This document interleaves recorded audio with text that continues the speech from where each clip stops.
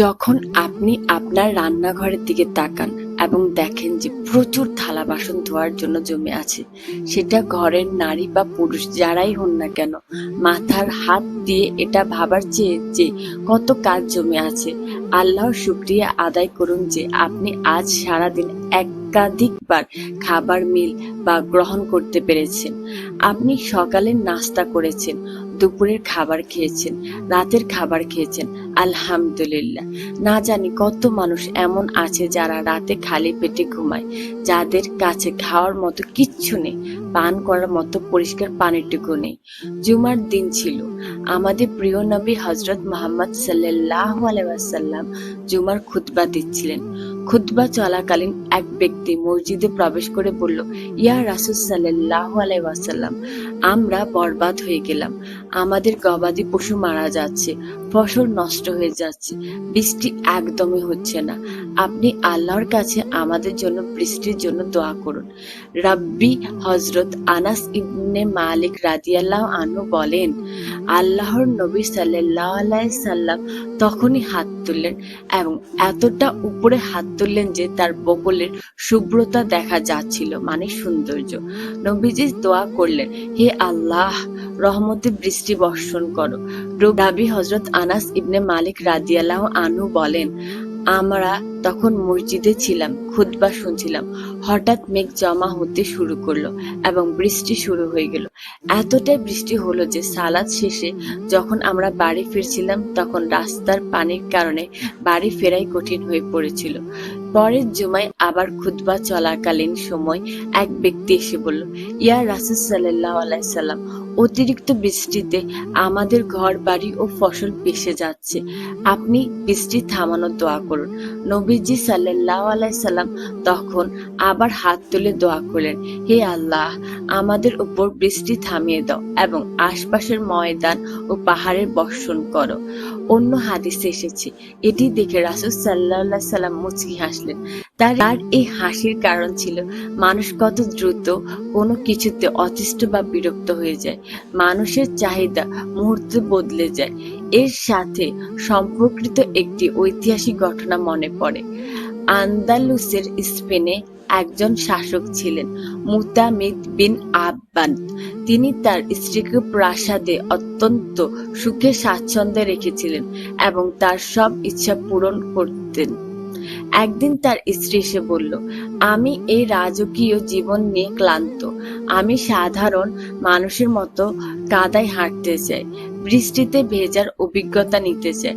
শাসক তখন প্রাসাদের ভেতরের মাটি ও দামি সুগন্ধি পারফিউম মিশিয়ে একটি কৃত্রিম কাদা মাটির জায়গা তৈরি করে দিলেন, যাতে তার স্ত্রী ইচ্ছা পূরণ করতে পারে। কয়েক বছর পর রাজনৈতিক পট পরিবর্তনে সেই শাসক বন্দী হয়ে জেলখানায় চলে যায়। জেলখানায় থাকা অবস্থায় তার স্ত্রী তাকে একটি চিঠি লিখে অনুযোগ করল, আমি তো তোমার কাছ থেকে কখনো কোনো সুখই পেলাম না। উত্তরে সে শাসক লিখে পাঠালেন, সে সুগন্ধি কাদার দিনের কথা কি তোমার মনে নেই? মানুষের স্বভাবই এমন যে সে খুব দ্রুত কোনো কিছুতে বিরক্ত হয়ে যায় বা তার মন ভরে যায়।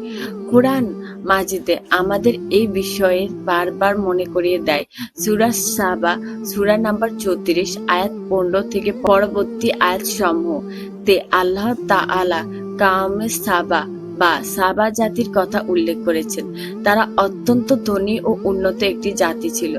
আজ থেকে প্রায় 3000 বছর আগে তারা পাহাড়ি অঞ্চলে এক বিশাল বাঁধ বা ড্যাম তৈরি করে পানি সংরক্ষণ করত। তাদের ডানে ও বামে চোখ জুড়ানো দুটি বিশাল বাগান ছিল। কোনো কিছুর অভাব ছিল না। প্রচুর ফলমূল, ফসল ও গবাদি পশু ছিল। আল্লাহ তাআলা তাদের বলতেন, তোমরা তোমাদের রবের দেওয়া রিজিক খাও এবং তার শুকরিয়া আদায় করো। শুধু তাই নয়, ইয়ামেন থেকে শুরু করে শাম, ফিলিস্তিন ও সিরিয়া পর্যন্ত পুরো বাণিজ্যিক পথে আল্লাহ তাদের নিরাপদ ভ্রমণের ব্যবস্থা করে দিয়েছিলেন। কোনো ডাকাত বা বিপদের ভয় ছিল না। এত প্রাচুর্য, নিরাপত্তা ও সুবিধা থাকা সত্ত্বেও সাবা জাতি আল্লাহর কাছে হাত তুলে প্রার্থনা করতে শুরু করল, হে আমাদের রব, আমাদের ভ্রমণের দূরত্বকে আরো দীর্ঘ কঠিন করে দাও। কারণ সবকিছু এতই সহজ ও স্বাচ্ছন্দ্যময় হয়ে গিয়েছিল যে তাদের জীবনে কোনো রোমাঞ্চ বা এক্সাইটমেন্ট ছিল না। তারা সবকিছুতে বিরক্ত হয়ে পড়েছিল। আল্লাহ তাআলা শেষ পর্যন্ত তাদের সে নিয়ামত কেড়ে নেন এবং তাদেরকে ধ্বংস করে দেন, যাতে তারা মানুষের কাছে কেবল ইতিহাসের গল্প হয়ে থেকে যায়। আজকের যুগের মানুষের দিকে তাকালো আমরা একই জিনিস দেখতে পাই। মানুষ কেন ক্যাম্পিং করতে যায়? জীবনের অতিরিক্ত আরাম আয়েশে বিরক্ত হয়ে তারা নিজেদের নতুন করে কষ্টের মুখে ফেলতে চায়। এক তরুণ সফটওয়্যার ইঞ্জিনিয়ারের ঘটনা মনে পড়ে। সে এক দুর্গম পাহাড়ি এলাকায় বড় হচ্ছিল, যেখানে বিদ্যুৎ ও পানির খুব সমস্যা ছিল। অনেক কষ্ট করে পড়ালেখা করে সে ভালো চাকরি পায়, উন্নত জীবনযাপন শুরু করে। একদিন শহরের এক আইনি প্রদর্শনী শেষে তার বান্ধবী তাকে বলল, চলো আমরা বনে গিয়ে ক্যাম্পিং করে থাকি। সে ছেলেটি অবাক হয়ে বলল, আমি এত কষ্ট করে পড়াশোনা করি, আবার বনে জঙ্গলে পাথরের উপর ঘুমানোর জন্য করছি? অর্থাৎ মানুষ তার কমফোর্ট জোন বা আরামের জীবনও অনেক সময় অতিষ্ঠ হয়ে পড়ে এবং অলসতা বা বোরডমে ভোগে। সূরা কুরাইশের এর কথা চিন্তা করুন।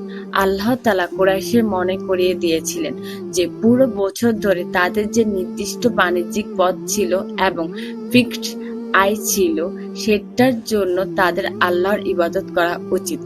আজ যারা চাকরি বা ব্যবসা করছেন, যাদের একটি নির্দিষ্ট বা ফিক্সড ইনকাম আসছে, তারা অনেক সময় ৯টা বা ৫টায় দৈনন্দিন রুটিন বিরক্ত হয়ে পড়েন। কিন্তু একবার ডানে বামে তাকিয়ে দেখুন, কত শত মানুষ চাকরি হারাচ্ছে, কত শত মানুষ কাজ পাচ্ছে না। আগামী সপ্তাহে তাদের খাবার জুটবে কিনা তা তারা জানে না। তাই বিরক্ত না হয়ে আল্লাহর প্রতি অসীম শুকরিয়া আদায় করা উচিত যে তিনি আপনার উপার্জনের ব্যবস্থা সুন্দরভাবে সাজিয়ে রেখেছেন।